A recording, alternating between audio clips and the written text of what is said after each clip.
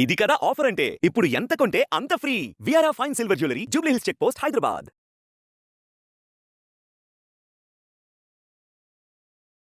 నమస్కారం డాక్టర్ ప్రదీప్ జోషి గారు. శ్రీమాత్రే నమః. సనాతన ధర్మంలో తులసి మొక్కకు అసలు ఏం చెప్పబడిందండి? శ్రీ గురుభ్యో నమః. శ్రీమాత్రే నమః. మనం అందరం కూడా ఒక నాగరికులము, ఒక కుటుంబ జీవితంలో బతుకున్నటువంటి మనందరం కూడా ఒక భయంతో బతుకుతున్నటువంటి వాడు. అంటే ప్రాణ భయం కావచ్చు, లేదంటే రోగ భయం కావచ్చు, ఏదైనా ఒక భయంతో మనం బతికేవాళ్ళు. సో ఇలాంటి సమాజంలో మనల్ని మనం రెగ్యులర్గా ప్రొటెక్ట్ చేసుకోవాలి అని అంటే మనకు కొన్ని ఇంట్లో ఉండవలసిన ప్రధానమైన కొన్ని వస్తువులు, కొన్ని పదార్థాలు, కొన్ని చెట్లు, అట్లాగే కొన్ని జీవాలు ఇవి మన ఇంట్లో ఉండాలి. అందులోపల చెట్లు ఉండవలసిన మొక్కలలో ఏంటంటే ప్రధానమైనటువంటి మొక్క ఏమిటంటే కనుక తులసి చెట్టు. ఇది చాలామందికి తెలిసిన విషయమే, జనరల్గా తెలిసిన విషయమే. ప్రతి ఒక్కరి ఇంట్లో తులసి చెట్టు ఉంటుంది. ఏదో ఒక మూలకు తులసి చెట్టు పెడతారు. రోజు పొద్దున్నే లేచి తులసి చెట్టులో నీళ్లు పోస్తారు. ఆ తర్వాత దీపం పెడతారు, దండం పెట్టుకొని వచ్చేస్తారు.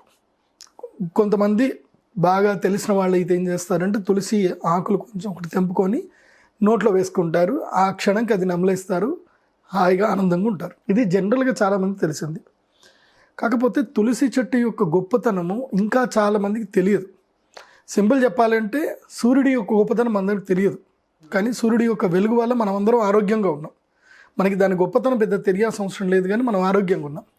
కానీ దాన్ని సద్వినియోగం చేసుకునేటువంటి వాడు ఏం చేస్తున్నాడంటే, ఇప్పుడు ఉదాహరణకి సూర్యుడి నుంచి ఎండ వస్తుంది, ఆ వెలుగుని సోలార్ పవర్గా కింద కన్వర్ట్ చేసుకొని కొంతమంది సంపాదించుకుంటున్నారు. కొంతమంది సూర్యుడు వెలుగులో వచ్చేసి కూర్చొని ఆరోగ్యాన్ని కావాలని సంపాదించుకుంటున్నారు ఒక పర్టికులర్ టైంలో. కొంతమంది సూర్యుడికి చక్కగా ధ్యానం చేసుకొని వాళ్ళు సంపాదించుకుంటున్నారు. అట్లాగే తులసి చెట్టు వల్ల కూడా చాలా లాభాలు ఉన్నాయి. ఏంటి సార్ బెనిఫిట్స్ అవి? ఇప్పుడు వాస్తవంగా ఏంటంటే తులసి చెట్టు దీనికి ఒక అమోఘమైన శక్తి ఉంది. తులసి శ్రీ సఖి శుభే పాపహారిణి పుణ్యదే నమస్తే నారదనుతే నారాయణి నమోస్తుతే. ఈ శ్లోకాన్ని అందరూ గుర్తుపెట్టుకోండి. తులసి శ్రీ సఖి శుభే అని అంటారు. శ్రీ సఖి శుభే అని అంటారు. శ్రీ అంటే ఏంటి? లక్ష్మీదేవి. లక్ష్మీదేవికి సఖి అంటే మిత్రురాలు. శుభే అంటే శుభములను కలిగించేటువంటిది అని అర్థం. ఎప్పుడైనా మనము బయట ప్రయాణం చేసేటప్పుడు తులసి చెట్టుకి ప్రదక్షిణ చేసి బయటకు ప్రదక్షిణకు వెళ్ళారు అనుకోండి, తప్పకుండా మీకు ఎలాంటి అనర్థము జరగదు. మీరు వెళుతున్న పని గ్యారంటీగా సక్సెస్ఫుల్గా కంప్లీట్ అవుతుంది. కాని పనులు కూడా 100% జరుగుతాయి. ఇది తులసి చెట్టుకి ప్రదక్షిణ చేసి వెళ్తే. అందుకోసము ఒకప్పటి కాలంలో ఇప్పుడు ఇండిపెండెంట్ హౌసెస్ చూస్తాం, పాత ఇండిపెండెంట్ హౌసెస్. ఇంట్లో ఏం చేస్తారు అంటే బ్రహ్మస్థానంలో తులసి చెట్టును పెడతారు. ఇంటికి మధ్యలో వెలుగు వచ్చేటట్టుగా పెడతారు. ఇంటి మధ్యలో ఖాళీ ఉంచుతారు. ఆ ప్లేస్లో తులసి చెట్టు ఇది పెడతారు, బృందావనం పెడతారు, తులసి బృందావనం పెడతారు. తర్వాత ఇంట్లో ఉండేటువంటి వర్షంలో పడే నీళ్ళన్నీ కూడా ఇంటి మధ్య లోపలికి బ్రహ్మస్థానం లోపలికి రావాలని పెడతారు. వాస్తు ప్రకారము బ్రహ్మస్థానం లోపల తులసి చెట్టు ఉండాలి, లేదంటే ఇంద్రస్థానంలో ఉండాలి. అంటే తూర్పు వైపున ఇంద్రస్థానంలో ఉండాలి. ఏ స్థానంలో అయినా సరే ఇంటికి ఎదురుగ్గా తులసి చెట్టు యొక్క బృందావనం ఉండాలి ఎగ్జాక్ట్గా. అంటే మెయిన్ గుమ్మానికి ముందు వైపుకి తులసి చెట్టు ఉండాలి. అలా ఉన్నట్లయితే గనక ఆ ఇంటి లోపలికి దుష్టశక్తులు రావాలన్నా సరే భయపడతాయట. తులసి చెట్టుకు అంత శక్తి ఉంటుంది.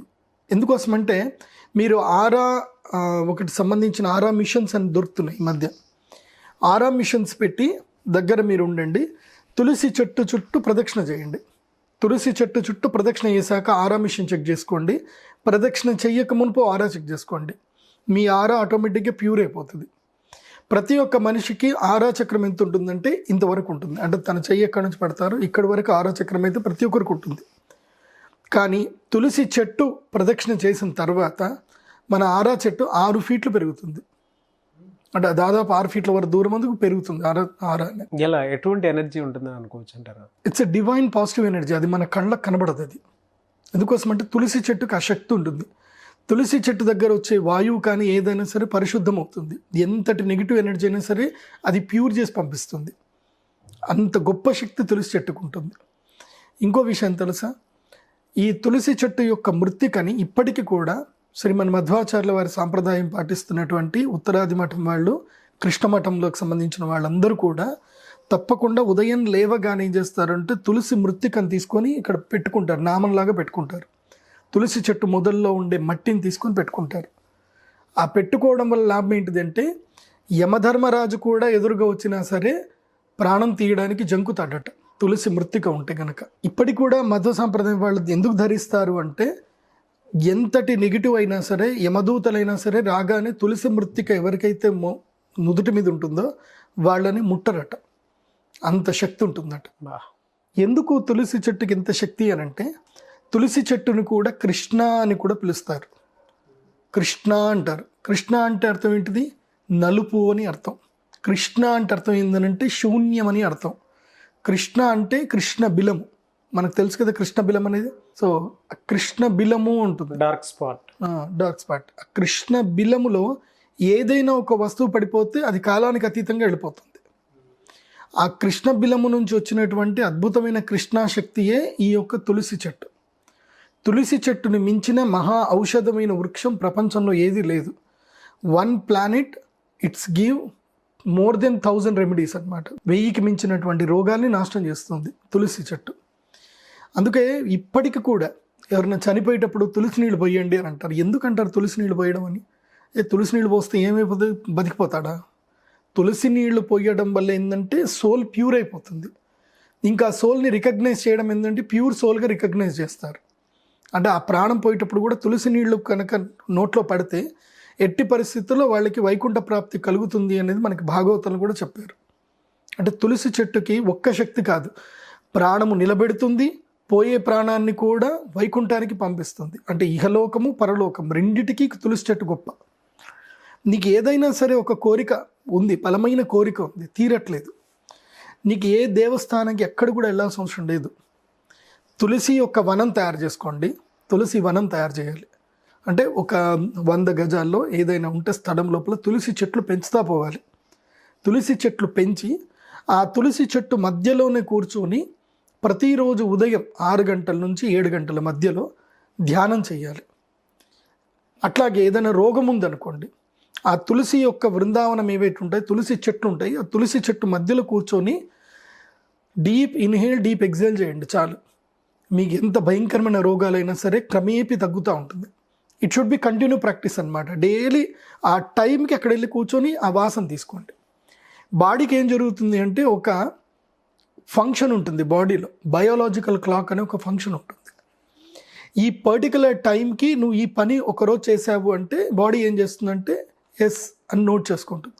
2 రోజులు చేసావు, 3 రోజులు చేసావు, 10 రోజులు చేసావు అనుకో, బాడీకి అర్థమైపోతుంది, ఓహో రోజు ఈ వ్యక్తి ఈ స్థానానికి ఈ సమయానికి ఇక్కడికి వెళుతున్నాడు. ఆ టైంలో ఎలాంటి ఎనర్జీ స్వీకరిస్తున్నాడో బాడీకి తెలుస్తుంది, మైండ్కి తెలుస్తుంది. సో మైండ్ ఏం చేస్తుందంటే కంటిన్యూస్ వెళ్తున్నాడు అంటే ఈ ఎనర్జీ మన బాడీలో ఎక్కడ యూటిలైజ్ చేయాలనేది ప్రాక్టీస్ చేసేసుకుంటుంది బాడీ. సో అలా డైలీ గనక సంధ్యా సమయంలో 6 నుంచి 7 గంటల సమయంలో అక్కడ వెళ్ళి కూర్చోవాలి. ముఖ్యంగా సంధ్యా సమయంలో కూర్చోవాలి. సంధ్యా సమయమే ఎందుకు అంటే ఈ యొక్క సమయంకి ఏంటంటే ఒక పాజ్ టైం ఉంటుంది.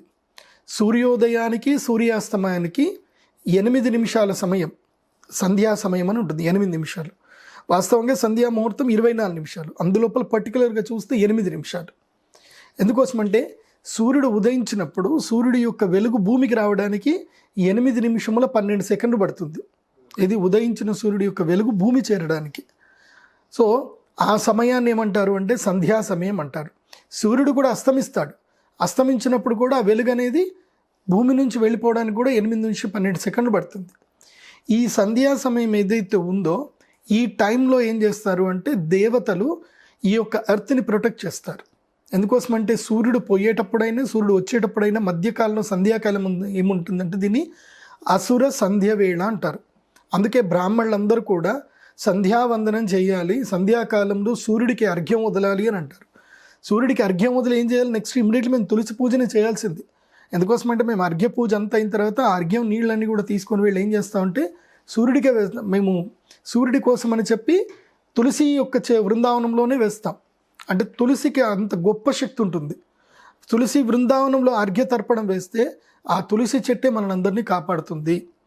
కాబట్టి ప్రతిరోజు ఆరోగ్య సమస్య ఉంది, లంగ్స్ సమస్యలు ఉన్నాయి, ఎలాంటి ఆరోగ్య సమస్య అయినా పర్వాలేదు, ప్రాణాయామంతో ప్రతి ఒక్క ఆరోగ్య సమస్యకి ఫుల్ స్టాప్ చేయొచ్చు.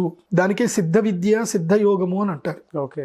ఈ సిద్ధ యోగం ఎక్కడ సిద్ధిస్తుంది అని అంటే తులసి బృందావనం దగ్గర బాగా సిద్ధిస్తుంది. తులసి బృందావనం దగ్గర అంటే తులసి చెట్లు అన్ని చక్కగా పెంచుకోండి. లేదంటే ఇంటి పైన ఉంటుంది కదా, ఇంటి పైన ఏం చేయండి అంటే కుండీలు పెట్టుకొని అన్ని తులసి చెట్లు పెట్టుకోండి. ఆ తులసి చెట్టు మధ్యలో కూర్చోండి. ఎక్కడి నుంచైనా వీస్తున్న గాలి కాస్త ప్యూర్ అయిపోయి మీ ఆరాని ప్యూర్ చేస్తుంది, మీ ఇంటర్నల్ సోల్ని కూడా ప్యూర్ చేస్తుంది. తులసి చెట్టుకు అంత శక్తి. కాబట్టి అనారోగ్య సమస్యలు ఉన్నటువంటి వాళ్ళు, పాజిటివ్ ఎనర్జీ లేదనుకునేటువంటి వాళ్ళు అందరూ కూడా ఈవినింగ్ అవర్లో మార్నింగ్ 6 to 7, ఈవినింగ్ 6 to 7 తులసి చెట్టు దగ్గర కూర్చొని ధ్యానం చేసుకోవాలి. ఓకే. అది కాకుండా ఫైనాన్షియల్గా కూడా తులసి చెట్టు చాలా గొప్పది.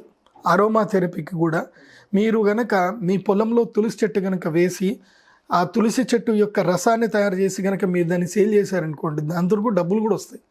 ఇటు పుణ్యానికి పుణ్యము, ఇటు లాభానికి లాభం అన్నీ కలుగుతాయి తులసి చెట్టు వల్ల. ఓకే. ఏదైనా ఒక భూమి బీడు భూమి అయిందనుకోండి, ఆ బీడు భూమిని కూడా మంచి భూమి చేయడానికి తులసి చెట్టు ఉపయోగపడుతుంది. ఏదైనా బీడు భూమిలో ఒక 6 నెలల పాటు తులసి చెట్లు పెంచిన తర్వాత మీరు ఏ పంట అయినా పండించండి, అద్భుతంగా పండుతుంది. సో ఇన్ని అద్భుతమైన శక్తులు ఉన్నాయి తులసి చెట్టుకి. వెరీ గుడ్ నాలెడ్జ్ అండి. Thank you so much doctor Pradeep Joshi గారు.